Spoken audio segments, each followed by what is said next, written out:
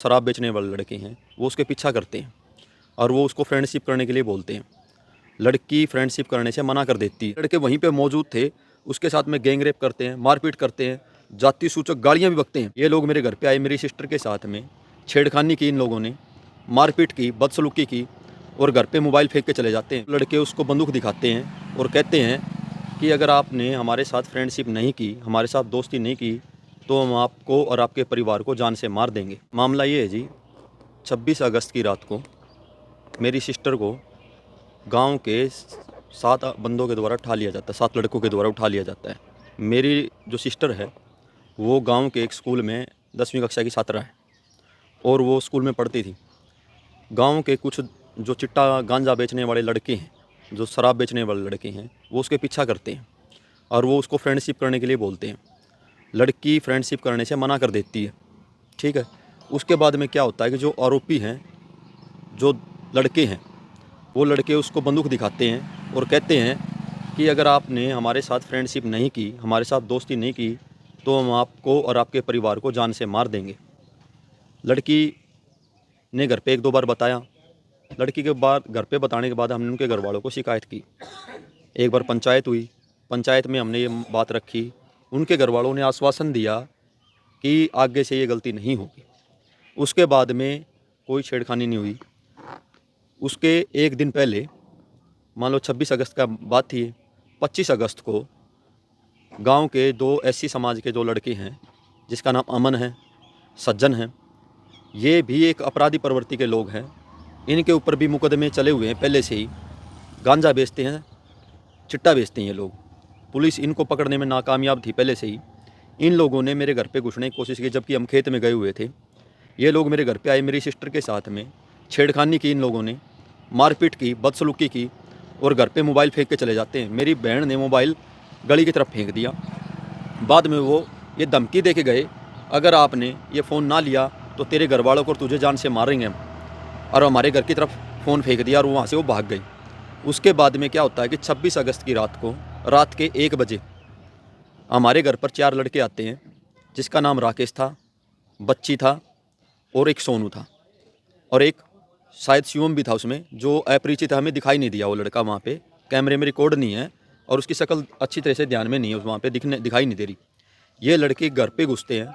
लड़की बाथरूम करने के लिए उठी थी और वो पहले से ही उसके टाइम में थे वहाँ पे। वो लड़के पहले से ही टाइम में थे। उन्होंने लड़की को उठाया, गाँव से 2 किलोमीटर की दूरी पर लेके गए हों। उसके साथ आगे जाके वहाँ पे सुरेंद्र नाम का लड़का मिलता है। आगे जाके सुरेंद्र नाम का लड़का मिलता है और वहीं आसपास में अमन भी था और सज्जन भी था। ये लड़के वहीं पे मौजूद थे। उसके साथ में गैंग रेप करते हैं, मारपीट करते हैं, जाति सूचक गालियाँ भी बकते हैं। उसके बाद में क्या होता है कि उसके साथ गैंग रेप किया जाता है, उसको नशा करवाया जाता है। गाँव के जितने कैमरे होते हैं, कैमरों के अंदर से लड़की को बाकायदा अकेली को गुजारा जाता है, ये दिखाने के लिए कि लड़की तो पागल हो चुकी है, अपनी मर्जी से आई थी, इसलिए उस लड़की को कैमरों के नीचे से गुजारा जाता है।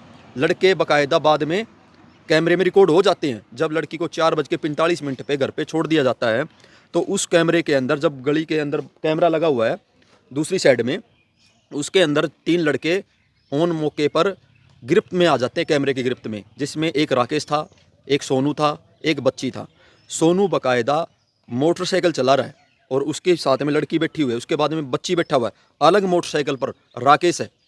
उसके बाद में घर पे छोड़ के चले जाते हैं। लड़की ने अपने आप को कमरे में बंद कर लिया, वो रो रही थी, उसने खाना नहीं खाया बिल्कुल भी। हमने उससे जाके पूछा, उसने हमें सारी घटना से अवगत करवाया। हमने सदर थाना में आके सुबह रिपोर्ट लिखवाई। यहाँ पे आके सदर थाना में हम सुबह आए थे, हमारी रिपोर्ट नहीं लिखी जाती। हम यहाँ पे सुबह 9 बजे आए थे। सुबह 9 बजे आने के बाद में रात को 1 बजे हमारी रिपोर्ट लिखी जाती है। प्रशासन इतना लापरवाह है, 1 बजे रिपोर्ट लिखी जाती है। ये कब लिखवाना है रिपोर्ट? ये 28 तारीख को लिखवाने आए। ये 28 तारीख को रिपोर्ट लिखवाने आए। उसके बाद में डीएसपी अरविंदर कुमार इसके अंदर आईयू बनाए जाते हैं। डीएसपी, क्योंकि इसमें SC ST का मुकदमा भी चला हुआ था इसके साथ में, क्योंकि वो उच्च जाति के लोग थे, हम दलित जाति से हैं, तो उसमें ST ST का मामला भी था, पोक्सो का मामला भी था, उसमें अपहरण का मामला भी था। हमें आश्वासन दिया डीएसपी अरविंदर कुमार ने कि अपराधियों को तुरंत गिरफ्तार कर लिया जाएगा। उस टाइम इलेक्शन का माहौल चला हुआ था, वोटिंग चल रही थी उस टाइम। डीएसपी रविंदर कुमार ने ये कहा हमें कि अपराधी गांव से भागे हुए हैं, घर से भागे हुए हैं, तुरंत उनको गिरफ्तार कर लिया जाएगा। डीएसपी अरविंदर कुमार कुछ दिन के बाद में 3 या 4 दिन के बाद में अपराधियों से 7 अपराधियों से मुलाकात करता है। 7 अपराधियों से मुलाकात करता है डीएसपी अरविंदर कुमार, इतने बड़े ओहदे होने के बावजूद, और वो किसी बड़ी राजनीतिक दबाव में आकर उन लोगों से मुलाकात करता है, उन अपराधियों को भगा देता है गांव से। अपराधियों को ये बोलता है डीएसपी अरविंदर कुमार कि आप लोग भाग जाओ, क्योंकि अभी इलेक्शन का दौर चला हुआ है, मैं तब तक मामला संभाल लूँगा, आप फरारी काटो। उसके बाद में हम लोगों ने कम से कम 300 की संख्या में आईजी ऑफिस में इकट्ठे हुए, हमने वहाँ पे आंदोलन किया, नारेबाजी की। आईजी साहब ने हमने आश्वासन दिया कि हम तुरंत से तुरंत उनको गिरफ्तार कर लेंगे। हम एसपी साहब दीपक शहरन जब एसपी थे, उनके पास भी हम कम से कम 10 बार मिले। उसके बाद में जाके 10 अक्टूबर को 3 आरोपी गिरफ्तार हुए। आरोपी गिरफ्तार जो हुए थे उनमें राकेश है, सुरेंद्र है जिसने लड़की के साथ गैंगरेप किया, जिसमें बच्ची है, जबकि सोनू नाम का लड़का बच्ची के साथ में मोटरसाइकिल चला रहा था सुबह के टाइम में। सोनू नाम का लड़का अभी तक गिरफ्तार नहीं किया गया पुलिस के द्वारा। पुलिस ने क्या काम किया, इसमें कपिल सियाग है जो अभी अभी लितानी के अमन नाम के लड़के ने उसके ऊपर केस किया था, रंगे हाथ कपिल सियाग को पकड़ाया था। 17 लाख के मामले में 1-4 के सेक्टर के अंदर सीएम फ्लाइंग के द्वारा पकड़ा गया था। उस मामले में कपिल सियाग ने 25 लाख रुपए लिए, और 25 लाख रुपए लेके उसने क्या काम किया, 4 आरोपियों को क्लीन चिट दे दी और 3 आरोपियों को गिरफ्तार कर लिया।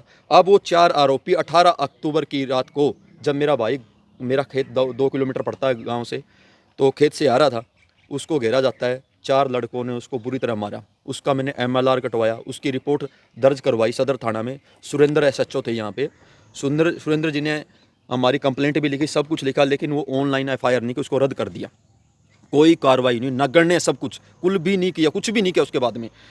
उसके बाद में पुलिस क्या चाहती है, पुलिस ये चाहती है किसी न किसी प्रकार से इन लोग दोनों गुटों के अंदर लड़ाई झगड़ा हो, मारपीट हो, ताकि क्रॉसिंग केस हो।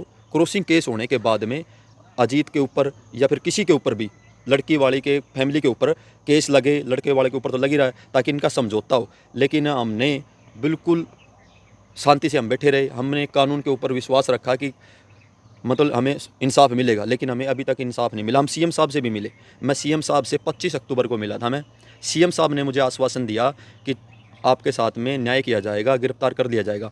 अभी अगर वो सीएम साहब परसों आए हुए थे, परसों भी मैं सीएम साहब से मिला, एसपी साहब भी मेरे साथ में मौजूद थे। एसपी साहब ने ये कहा कि मैं तुरंत आरोपियों को गिरफ्तार कर लूँगा, जो 4 आरोपी हैं। कल रात को अमन जो नाम का लड़का है, अमन, उसने 4 लड़कों के साथ में मेरे घर के ऊपर हमला किया, ईंटों से, डंडों से, लाठियों से। हम सोए हुए थे, बाकायदा मैंने 112 के ऊपर कॉल की, 112 वहाँ पे मौके पर पहुँची। सदर थाना से प्रदीप आयु वहाँ पे पहुँचा, उन्होंने मौके पर देखा, ईंटें वहाँ पे बिखरी हुई थी, डंडे वहाँ पे बिखरे हुए थे, सब कुछ बिखरा हुआ था वहाँ पे। उसके बाद भी पुलिस वालों ने कोई कार्रवाई नहीं की, उसके ऊपर 1% भी कार्रवाई नहीं की।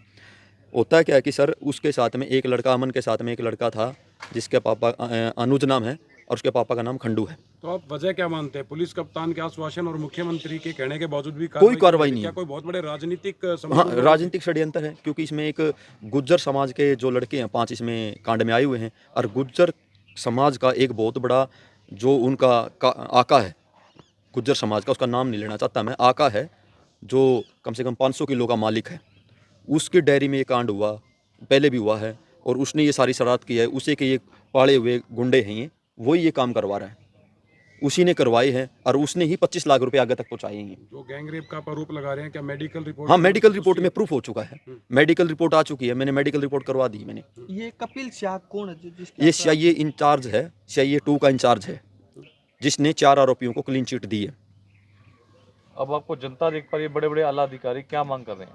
मैं मांग ये कर रहा हूँ कि जो 4 आरोपी पकड़े गए, जो छोड़े गए पुलिस के द्वारा, उनको तुरंत गिरफ्तार किया जाए, उनको तुरंत गिरफ्तार करके हमें न्याय दिया जाए, मेरी बहन को न्याय दिया जाए। मैं यही चाहता हूँ सर, बस और कुछ नहीं चाहता। और जो रात को 29 नवंबर की रात को मेरे घर पे जिन लोगों ने हमला किया, जिसमें अशोक रोलन है, पवन रोलन है, जिसमें अजीत रोलन है, और जिसमें अमन रोलन है, सतीश का लड़का जो गैंगरेप में शामिल है, इस लड़के ने हमला करवाया, जिसमें खंडू का लड़का एक अनुज है, जिसके अंदर एक वाल्मीकि समाज का लड़का है जो 302 के अंदर मर्डर के अंदर, गुलाना में मर्डर हुआ था, उसमें शामिल था, और वो 3-4 दिन पहले जमानत पे बाहर आया। वो लड़के ने हमारे घर पे ईंटें बरसाई हैं, ये सारे शामिल हैं। इन लड़कों को गिरफ्तार किया जाए जल्दी से जल्दी। इस हमले की कोई वीडियो रिकॉर्डिंग या वीडियो रिकॉर्डिंग हमारे पास में, बाकायदा वीडियो रिकॉर्डिंग है। वीडियो रिकॉर्डिंग में कहते हुए 8:52 पे हमला हुआ था, ये हम सोए हुए थे रात के, तो उस टाइम की वीडियो रिकॉर्डिंग हमारे पास में, सारे प्रूफ है हमारे पास में, सोनू जो उस कांड में शामिल है, रेप, गैंग रेप में, उसमें लड़की के साथ में वीडियो रिकॉर्डिंग में हमारे पास में है। लड़की ने बार बार गवाही दे चुकी है एसपी साहब के सामने, डीएसपी साहब के सामने, सबके सामने, लेकिन फिर भी कोई कार्रवाई नहीं है। प्रशासन कुछ भी नहीं कर रहा इसमें।